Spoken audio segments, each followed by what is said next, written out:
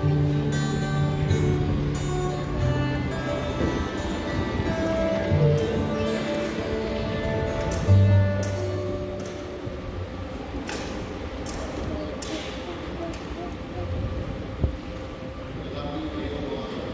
pag-aaral natin ay kalugdan ng Diyos na mga makapangyarihan.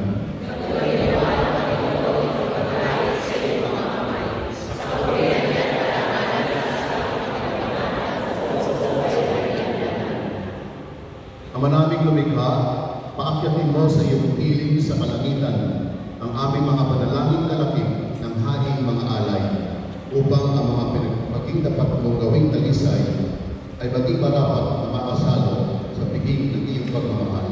Sa pamamagitan ni Yesu Cristo, kasama ng Espiritu Santo, magpasawalang hanggan. Sumainyo ang Panginoon. Itaas sa Diyos ang iyong puso at diwa. Salamatan natin ang Panginoong ating Diyos. Ama naming makapangyarihan, tunay ng marapat na ikaw ay aming pasalamatan. Ngayong ipinagdiriwang ang paghahari ng Mesiyas ang maamong tupa at tumubos sa aming lahat. Siya ay talagang maaasahan at ang katapatan niya sa pananagutan ay siya rin umago sa dating pamumuhay sa katauhang namihasa sa pagkasalawahan. Ang laman ng tao ay ganap na itinakbo upang mamana namin sa makikipagkapatid kay Jesus. Kaya kaysa ng mga anghel na nagsisiawit ng pagpuli sa iyo, nang walang humpay sa kalakitan, kami nagbubunyi sa iyong kadakilaan.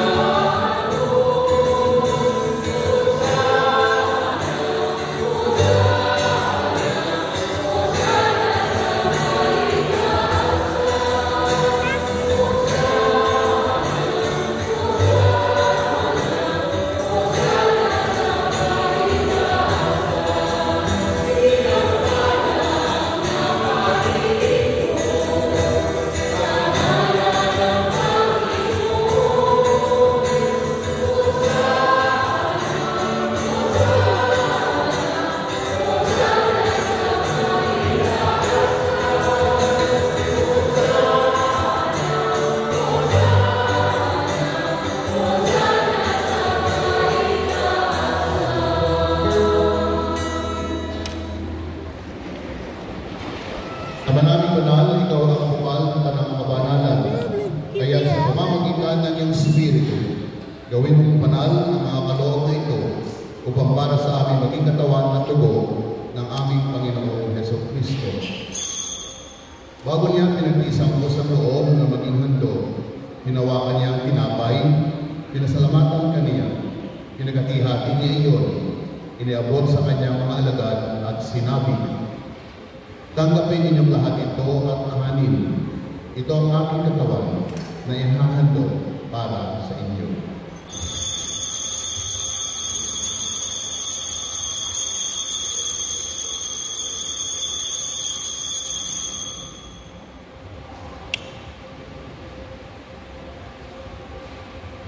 Gayun din naman, matapos ang hapunan, hinawakan niya ang halis. Muli kanyang pinasalamatan, iniabot niya ang halis sa kanyang mga alagad at sinabi, "Tanggapin ninyong lahat ito at inumin. Ito ang halis ng aking dugo, ng bago at walang hanggang tipan.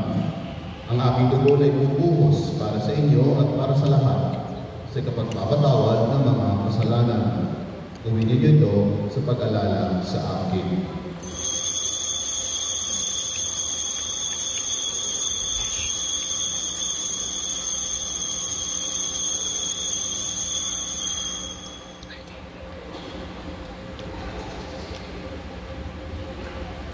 Pagpunyi natin ang misteryo ng pananampalataya. Sa Diyos mo ang pagkatuwa, dahil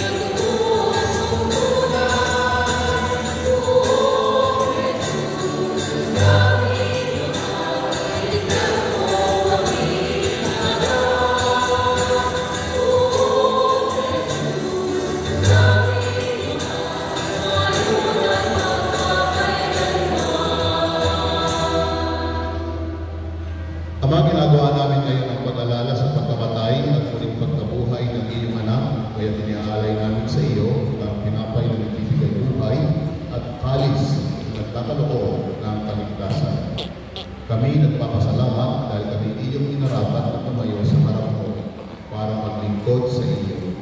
Sinasama namin kami magsasalo-salo sa katawan at dugo ni Kristo ay mabuklod sa pagkakaisa sa pamamagitan ng Espiritu Santo.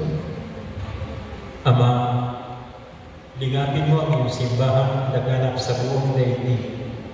Puspusin mo kami sa pag-ibig, kaisa ni Francisco na aming Papa, at ni Moises na aming Obispo, at ng tanang kapatid. Adalakan ang gabi ng mga namin nananday na may pag-asang sila'y muling mabubuhay, daigdig at magpapakapat. Kaawaan mo sila at tulitin sa iyong pinagay. Kakuwang at pagindabati kaming lahat na makasalo sa iyong buhay na walang wakas, kaysa ng Mahalahireng Maria na ina ng Diyos, ng kanyang kabiyang na puso si San Jose, kaysa ng mga apostol at lahat ng mga banal na namuhay dito sa daigdig ng kalugod-lugod sa iyo. May pagtibang nawa namin ang pagpupuri sa ikararaman sa pamamagitan ng iyong anak na aming Panginoon.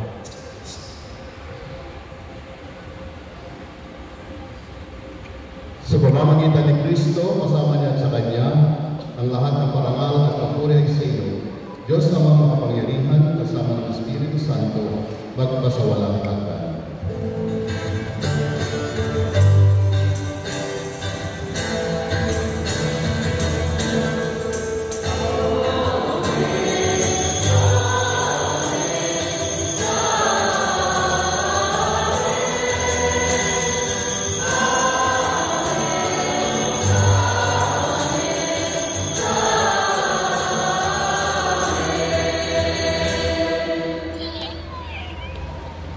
Sa tagubilin ng mga nakagagaling na utos at tulong ni Jesus na Panginoon natin at Diyos, ipahayag natin ang lakas loob.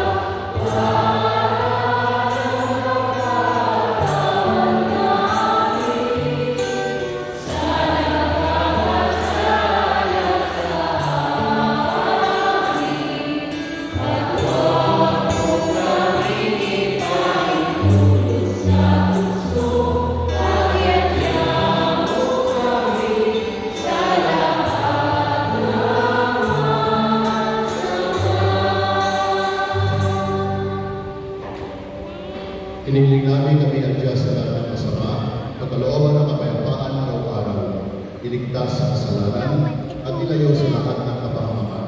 Samantalang aming pinananamikan ang dakilang araw ng pagpapahayag ng tagapagligtas namin sa Yesu Cristo.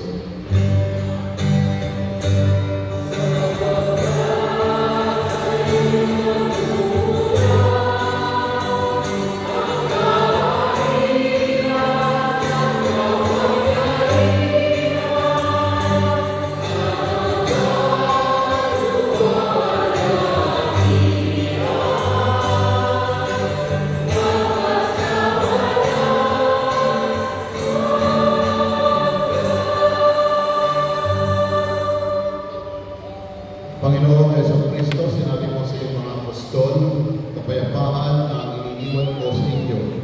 Ang aming kapayapaan na ang ibinibigay ko sa inyo. Tunghayan mo ang aming pananampalataya at huwag ang aming pagkakasala. Pagkalooban mo kami ng kapayapaan at pagkakaisa ayon sa iyong kalooban. Kasama ng Espiritu Espiritu Santo, magpasawalang hanggan. Amen.